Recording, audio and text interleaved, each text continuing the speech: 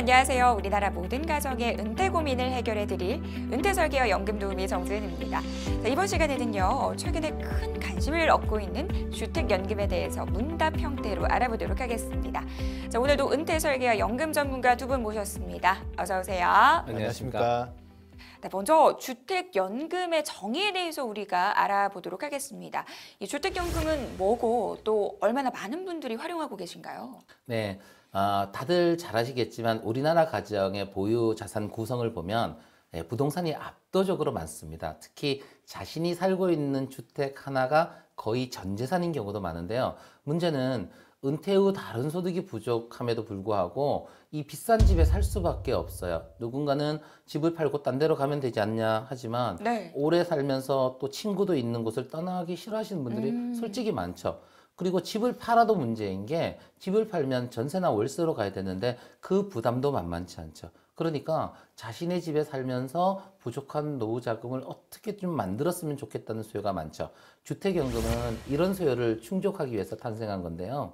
2018년 4월 기준으로 가입자 수가 52,700명 정도 됩니다. 증가 추세는 생각보다 굉장히 빠른 편이라고 할 수 있고요. 네, 그렇군요. 자, 두 번째 질문으로 넘어갈게요. 주택연금을 받기 위해서는 좀 어떤 자격이 있을 것 같습니다. 어떤 조건을 갖춰야지 주택연금을 받을 수 있는 건가요? 방금 홍 대표님 주택연금 제도 잘 설명을 해주셨는데 주택연금도 일종의 대출이에요. 대출이잖아요. 그리고 또 연금의 성격도 가지고 있어요. 제가 보기에는 이게 뭐냐 그러면 일반적으로 연금 상품은 돈을 먼저 내고 나중에 연금을 받잖아요. 근데 주택연금은 후불제입니다. 연금을 먼저 받고 나중에 그 돈을 갚아나가는 방법인데 중도에 이걸 갚아나가지 못할 경우들에 대비해서 집을 담보로 잡아놓는 일종의 후불제 연금 대출 방식이라고 보시면 되는데 이 주택연금에 가입하려면 크게 몇 가지 조건을 갖춰놔야 돼요. 첫 번째가 이제 나이 요건입니다. 나이. 근데 주택 소유자 또는 배우자가 만 60세 이상이 되면 됩니다. 이때 뭐 알아두시면 좋은 거는 두 사람 중에 한 사람만 그냥 60살이 넘어가시면 되는 거지 주택 소유자가 꼭 60세가 넘어가야 되는 건 아닙니다. 그러니까 부부 두 사람 중에 한 분이라도 60세가 넘어가면 가입을 하실 수 있다. 다만 이제 확정 기간 방식, 연금 수령할 때 기간을 정해두고 수령하는 방식인 경우에는 주택 소유자나 배우자가 만 60세 이상인 자 중에 연소자 나이가 작으신 분이 만 55세는 넘어야 되고요. 74세보다는 좀 작아야 됩니다. 그러니까 부부 나이가 너무 차이가 많이 나면 확정기간 방식은 선택하실 수 없다라고 보시면 될 것 같고요. 둘째는 이제 주택 보유 기준인데요. 주택은 숫자에 상관없이 주택연금을 신청하실 수 있습니다. 원래는 1주택자만 주택연금을 신청하실 수 있었는데 이게 뭐 서울에 사는 집 한 채랑 지방에 사시는 분 집 여러 채랑 이 가격을 비교하기가 만만치가 않잖아요. 그래서 주택 숫자 제한은 없애고요. 금액에 대한 제한만 살려놓고 있습니다. 그래서 주택이 여러 채이더라도 합산한 가격이 9억 원 이하면 자기가 살고 있는 집을 담보로 맡기고 주택연금은 신청할 수 있습니다. 다만 이제 2주택자 있잖아요. 일시적으로 2주택자가 될 수도 있잖아요. 그 경우에는 9억 원이 넘어가더라도 가입은 할 수 있는데 다만 3년이 지나기 전에 살고 있지 않은 집을 처분을 해야 됩니다. 이 조건을 충족하시면 되고요. 주택연금인 만큼 세 번째 조건은 해당 부동산이 주택이어야 됩니다. 상가를 담보로 연금을 받으실 수는 없다니까 그건 알고 계시면 되고요. 헷갈리는 게 상가랑 주택이 같이 있는 건물 있잖아요. 근린상가 건물. 그런 경우에는 주택이 차지하는 면적이 2분의 1 이상 되면은 가능하다고 보시면 될 것 같습니다. 네 번째는 이제 가입주택을 가입자 또는 배우자가 실제 거주를 하고 있어야 됩니다.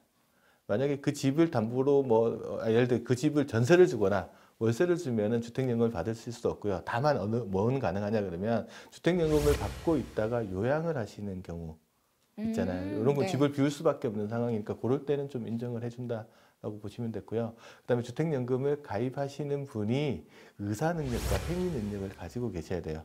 부모님이 의사능력이나 행위능력이 없는데 자녀가 주택연금을 신청한다? 요거는 안 되는 거라고 보시면 됩니다. 이런 경우에는 뭘 해야 되냐면 성년 후견인 제도라는 게 있어요. 후견인은 이제 그러니까 나이 드신 분이 의사 능력이 없을 때 후견인을 두고 의사결정권을 행사하는 방법이 있는데 이 제도를 활용하시면 주택연금에 가입하실 수 있습니다. 그렇군요. 자, 세 번째 질문은 아마 저뿐만 아니라 많은 분들이 궁금해하실 것 같습니다. 자, 주택연금 얼마나 받을 수 있는 건가요? 네, 일단 주택연금을 받기 위해서는 다양한 주택연금 지급 방식에 대해서 이제 좀 알고 있을 네. 필요가 있습니다. 이 기본적으로 큰 틀로 보면 종신으로 받을 수 있는 방법과 일정 기간, 확정 기간 동안 받을 수 있고요. 또 두 가지를 혼합하는 방식도 가능합니다. 그 외에 이제 대출 상환 방식이나 우대 방식 같은 것들도 있긴 한데요. 기본적으로는 이 세 가지를 기본 방법이라고 할 수 있고요. 2018년 3월 기준으로 종신 지급 방식의 정액형을 예를 들면 예컨대 60세에 3억 원짜리 주택을 가지신 분이 주택연금을 신청하시면 월 62만 원을 종신토록 받을 수 있습니다. 네. 예, 주택 가격이 높을수록 또는 늦게 받을수록 훨씬 더 많은 연금을 받게 되는 건 너무나 당연한 상식이죠. 그래서 자기가 가지고 있는 집이 얼마짜리고 내가 몇 세부터 받을 거다 이런 것들을 알고 싶으시면 한국주택금융공사 홈페이지에 가시면 예상연금 조회 서비스를 하거든요. 네, 그걸 이용하시면 됩니다. 홍 대표님 이야기했는데 주택 가격이 자기께 얼마인지 잘 모르시는 분 많잖아요. 네. 제가 주택금융공사 가가지고 상담을 한번 받아본 적이 있는데 주택 가격은 이제 대부분 보면 우리 한국감정원의 감정 시세표가 있어요. 네. 그 시세표 자기 주소를 알려주면 대부분 아파트 사시는 분 많잖아요. 그 감정원 시세표를 일단 우선 적용을 하고요. 그 감정원 시세표를 이렇게 보시더니 담당하시는 분이 이야기를 하시더라고요. 보더니 최근에 거래된 가격을 보니까 감정가액보다 조금 더 높게 나오는데 시세표보다 네. 실제 감정을 한번 받아보시죠. 이런 이야기를 하시더라고요. 그러면 이제 그 실제 감정을 받으면 한국감정원 시세표랑 실제 감정 받은 금액 중에 높은 금액을 적용해가지고 연금을 받을 수 있습니다. 뭐 금액이 집값이 비싸면 연금을 좀 더 많이 받을 수 있으니까 그것도 알고 계시면 좀 좋을 것 같아요. 네, 그렇겠네요. 사실 많은 분들이 이 주택담보대출을 가지고 있으실 텐데요. 그러면은 이 주택담보대출이 있는 분들은 어떻게 되는지도 궁금하거든요. 담보대출을 갚아야만 가입할 수 있는 건가요? 이 주택연금이라는 게 네. 이 주택금융공사가 돈을 빌려주는 대출이잖아요, 이것도요. 근데 얼마나 오래 살지 모르기 때문에 주택금융공사는 자기 앞에 선순위 담보권이 있는 거를 용납을 안 합니다. 그래서 만약에 기존의 담보대출을 받고 있거나 이런 분들 같으면 등기부등본상에 근저당권이 설정돼 있을 거잖아요. 네. 그 근저당권이 없어야 돼요. 어. 그럼 빚을 먼저 갚고 주택금융공사에 와서 주택연금을 신청을 해야 되는데 사실상 집 한 채밖에 없으신 분들이 그게 쉽지는 않은 일이다. 그래서 이제 제도적으로 어떤 장치를 만들어 놨냐면 주택연금 가입자가 100세까지 받을 수 있는 연금액 있잖아요. 네. 그 금액을 계산해서 그 금액의 한 70% 정도까지는 일시에 인출할 수 있도록 해줍니다. 그럼 그 돈을 받아가지고 부채를 먼저 상환하시고 남은 금액에 대해서만 연금을 수령하시는 제도를 마련해 두고 있어요. 그러면 이런 생각 하실 거예요. 야, 그럼 어차피 빚 갚고 나면 연금 받는 금액이 되게 작을 거라서 별 도움이 안 될 거 아니냐라고 생각을 네. 하실 수 있을 것 같아요. 근데 빚을 갚고 나면 뭐가 사라지냐면 매달 갚아야 되는 원리금 상환액도 줄어들잖아요. 그러니까 전체적으로 보면 이 부분이 줄어드는 부분이 있기 때문에 가계의 수지차는 개선되는 효과들이 있고요. 제일 큰 건 뭐냐 그러면 뭔가 갚아야 된다는 부담감으로부터 좀 네. 벗어날 수 있다라고 보시면 될 것 같아요. 그렇군요. 자, 5번째 질문으로 넘어가겠습니다. 만약 주택을 소유한 분이 사망할 경우에는 어떻게 되는지 궁금한데요. 그러면은 배우자는 집을 나가야 되나요? 절대 그러면 안 되겠죠. 당연히. 그래서 이 부분이 주택연금의 가장 큰 장점일 수 있습니다. 예, 주택연금은 평생 동안 가입자와 배우자 모두의 거주를 보장하도록 되어 있습니다. 그래서 부부 중에 한 분이 돌아가실 경우에도 연금의 감액 없이 배우자가 살아있으면 동일 금액을 계속 받을 수가 있습니다. 그러니까 굉장히 좋은 장점이죠. 이 경우에도 보니까 저번에 제가 상담을 한번 해보니까 주택 소유자가 먼저 돌아가시는 경우 있잖아요. 네. 그러면 상속이 일어나 버리잖아요. 아. 주택이 상속이 일어나면 별다르게 해서 뭐 유언서 같은 걸 안 써놨으면 배우자랑 자녀가 공동으로 상속을 하거든요. 그럼 자녀한테 소유 지분이 생기니까 배우자가 받아가는 게 대해서 자녀가 동의를 해줘야 돼요. 동의를 하지 않으면 연금을 수령할 수가 없게 되는 상황이 발생하는데 네. 통계를 보니까 최근 5년 동안 한 20명 정도가 자식의 동의가 없어가지고 연금을 수령 못하는 경우도 생기더라고요. 네. 그래서 이거 좀 하려면 제대로 해놓는 게 좋아요. 그래서 만약 그런 경우에 네. 대비해서라고 하면 주택연금 가입하시면서 배우자에 대해서 유언서 같은 것들도 같이 작성해 두면 그런 문제에서는 좀 벗어날 수 있을 것 같습니다. 씁쓸하죠. 네, 예. 뭔가 씁쓸한 얘기네요. 자, 그럼 여기서 또 이런 궁금증이 생기는데요. 6번째 질문 드릴게요. 만약에 주택연금을 받고 계신데 뭐 주택 가격이 크게 폭락하거나 크게 상승할 경우가 있잖아요. 이런 경우에는 어떻게 되는 건가요? 주택연금 일단 가입 시점에 연금액이 딱 결정이 됩니다. 네. 그 이후에 주택 가격이 오르든지 떨어지든지 상관없이 해당 금액을 계속해서 지급을 받을 수가 있어요. 본인하고 배우자가 사망할 때까지. 그런데 그러면 이제 사람들이 언제 가입하느냐 그러면 일단 연금을 최대한 많이 받고 싶으니까 주택 가격이 상승 기조에 있을 때 사람들이 상대적으로 잘 가입을 안 해요.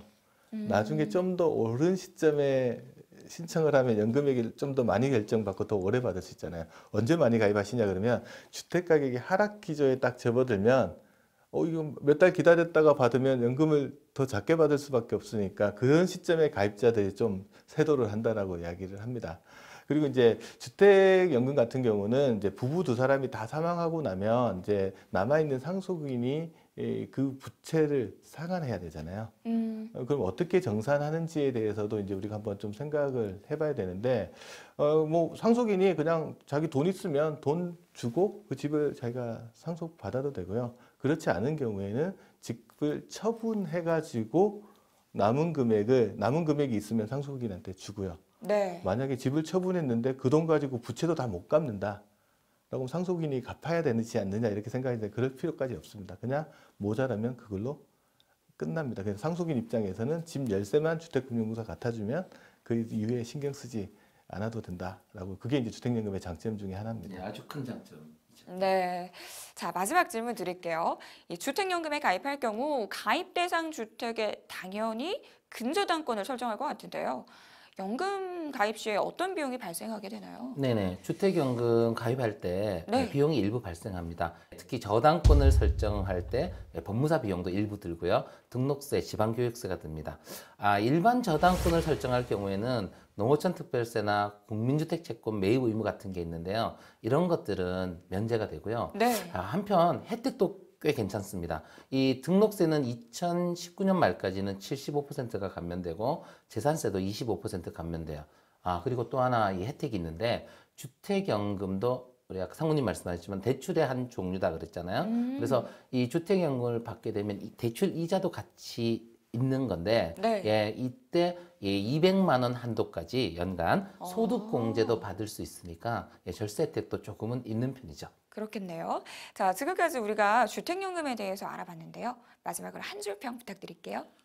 주택연금 자녀 생각하지 말고 빨리빨리 받으세요. 네. 상무님 의견도 이어서 제가 들어볼게요. 말씀드리면 이제 주택연금 받으시는 분 중에 가장 큰 장애 요인이 자녀라고 합니다. 자식들한테 집 한 채는 물려줘야지 하는 생각 때문에 네. 끝까지 버티고 하다가 이제 현금이 다 떨어지고 난 다음에 이제 주택연금 가입하시는 분 많거든요. 이거 말씀드리는 게 100세 시대는 부모와 자녀가 함께 늙어가는 시대입니다. 내가 죽고 나서 집 한 채 네. 물려줘야지 생각하는데 내가 90까지 살면 자녀가 환갑입니다. 그때 집을 물려주는 것보다 네. 지금 자기가 자기 삶 잘 꾸려나가고 자녀들이 또 자기 자녀들의 삶을 잘 꾸려나갈 수 있도록 기반을 마련해 주는 게 더 좋은 상속의 방법이지 않나라는 생각을 전해드립니다. 네, 알겠습니다.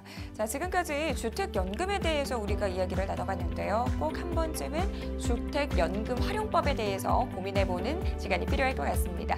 자, 두 분은 여기서 보내드릴게요. 도움 말씀 감사합니다. 감사합니다.